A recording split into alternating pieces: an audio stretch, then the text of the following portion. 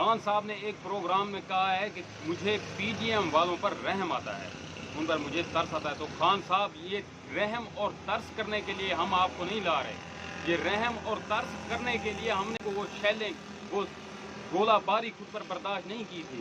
وہ آپ کیسے بھول سکتے ہیں؟ معصوم بچوں، بزرگوں، بہنوں، بیٹیوں پر شیلنگ کی جا رہی تھی، ان کو اندھا کرنے کی کوشش کی جا رہی تھی۔ خان صاحب، جب ترس آنے لگے تو ایک بار وہ ویڈیوز اٹھا کر دیکھ لیجئے گا۔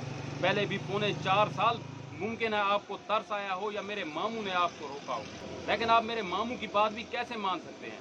میرے ماموں نے تو ہم سے لا تعلقی کا اظہار اس دن کر دیا تھا جب انہوں نے کہا تھا کہ اس ملک کا مسئلہ، ہمارا مسئلہ کرپشن نہیں ہے، لیکن میرا مسئلہ اور میرے جیسے 22 کروڑ عوام کا مسئلہ کرپشن ہی ہے۔ اس کرپشن سے ہمارے حقوق چھین لیے جاتے ہیں۔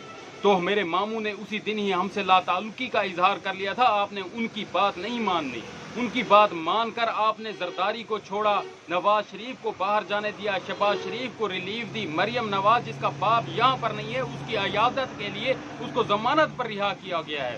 ہمیں ایسا فتو لگایا گیا ہے۔ خان صاحب، یہ ترس نہیں کھانا، ان کو ایک ایک فرد کو ان کے کیفر کردار تک پہنچانا ہے، ان سے حساب لینا ہے ایک ایک دن کا۔